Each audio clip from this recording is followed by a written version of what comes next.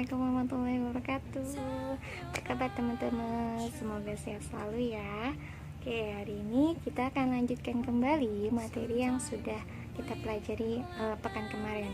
Kemarin kita sudah mempelajari tentang tata surya, matahari, dan bumi. Sekarang kita akan bahas tentang bulan. Apa itu bulan? Bukan bulan Januari Februari ya, tapi bulan yang berada di tata surya kita. Bulan adalah benda langit yang terdekat dengan bumi, sekaligus merupakan satelit bumi. Karena bulan merupakan satelit, maka bulan tidak dapat memancarkan cahayanya sendiri, melainkan memancarkan cahaya matahari. Sebagaimana dengan bumi yang berputar pada porosnya dan mengelilingi matahari, bulan juga berputar pada porosnya dan mengelilingi bumi. Nah, kita akan bahas dulu bentuk bulan. Bulan merupakan satu-satunya satelit alami yang dimiliki bumi, dan jarak rata-rata bulan ke bumi sekitar 380.000 km. Bulan berbentuk bulat, mirip seperti planet. Bulan terdapat bagian gelap yang disebut dengan Maria, ditutupi batuan basal yang terdiri dari besi, titanium, dan magnesium. Bagian gelap yang banyak disebut Maria, tapi kalau satu disebut Mer. Nah, bagian yang terang atau dataran tinggi bulan disebut dengan Terra. Sama seperti bagian gelap, bagian terang kalau ada satu disebut dengan Terrae. Bagian terang ini dipenuhi oleh bekas tumbukan meteoroid. Bulan melakukan 3 gerakan sekaligus, yaitu berputar pada porosnya atau rotasi, revolusi terhadap bumi, dan revolusi terhadap matahari bersama bumi. Gerakan pertama yaitu bulan berotasi dari barat ke timur. Gerakan kedua itu revolusi bulan yang orbitnya berbentuk seperti elips, sehingga ada saat di mana posisi bulan dekat dengan bumi yang disebut dengan perigee, dan ada saat posisi bulan jauh dari bumi yang disebut dengan apogee. Waktu rotasi bulan sama dengan waktu revolusinya terhadap bumi, yaitu 27,3 hari.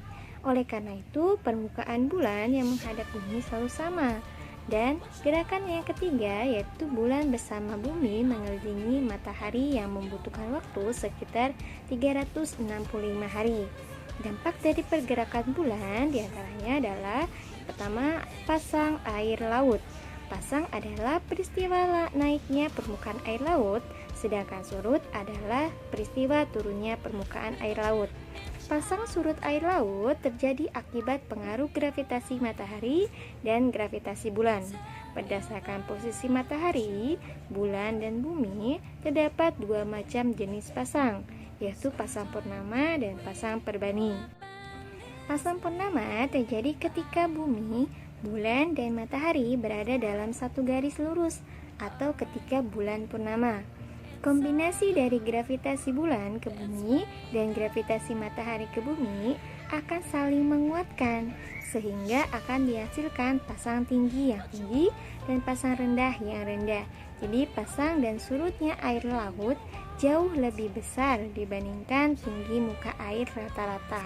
Sedangkan pasang perbani terjadi ketika bumi, bulan, dan matahari membentuk tegak lurus, kebalikan dari posisi pasang purnama. Saat posisi ini, gaya gravitasi bulan ke bumi dan gravitasi matahari ke bumi tidak saling menguatkan. Akibatnya, posisi ini menghasilkan pasang tinggi yang rendah dan pasang rendah yang tinggi. Jadi pasang dan surut air laut tidak terlalu jauh dibandingkan tinggi muka air rata-rata. Nah, dampak yang kedua adalah pembagian bulan. Ada 2 pembagian bulan, yaitu bulan sideris dan bulan sinodis. Keterangan dan penjelasan pembagian bulan ini bisa teman-teman lihat dan baca di buku paket halaman 160. Selanjutnya, fase-fase bulan. Fase-fase bulan merupakan perubahan bentuk-bentuk bulan yang terlihat di bumi. Hal ini dikarenakan posisi relatif antara bulan, bumi, dan matahari. Fase-fase bulan adalah sebagai berikut. Yang pertama, bulan baru. terjadi ketika posisi bulan sejajar terhadap bumi dan matahari.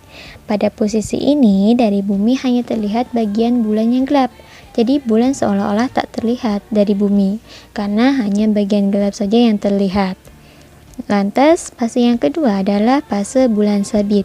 Terjadi ketika bagian bulan yang terkena sinar matahari sekitar seperempat, sehingga permukaan bumi yang terlihat di bumi hanya seperempatnya saja dan berbentuk seperti sabit.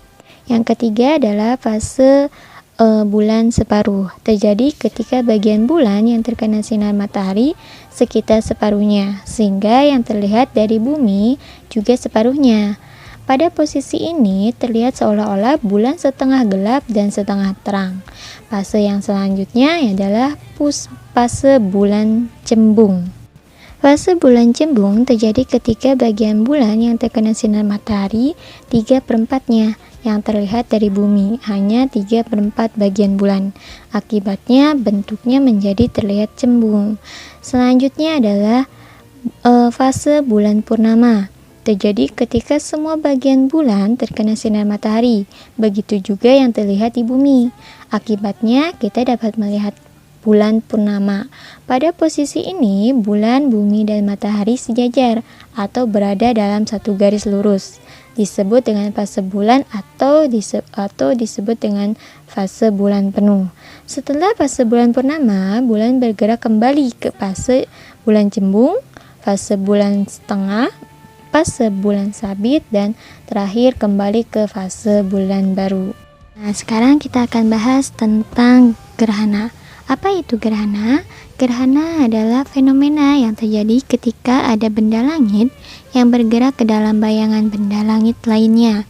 Gerhana terjadi ketika posisi bulan dan bumi menghalangi sinar matahari, sehingga bumi atau bulan tidak mendapatkan sinar matahari. Gerhana juga merupakan akibat dari pergerakan bulan. Ada dua jenis gerhana, yaitu gerhana matahari dan gerhana bulan.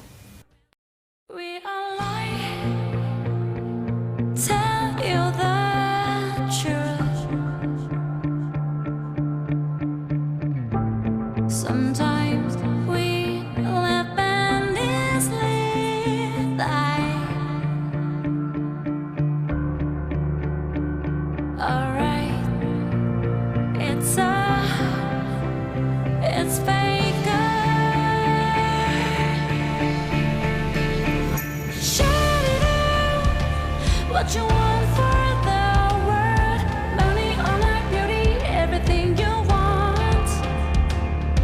Play with a mask to hide the truth. People treat each other right. Is this really true? Is this really true? Is this really true? Is this really true? Is this really true? Is this really true? We are lying. Tell you the truth. Sometimes we laugh and easily die. Alright. It's fake. Shout it out. What you want for the world. Bulan terjadi saat bulan purnama, ketika matahari, bumi, dan bulan berada pada satu garis lurus.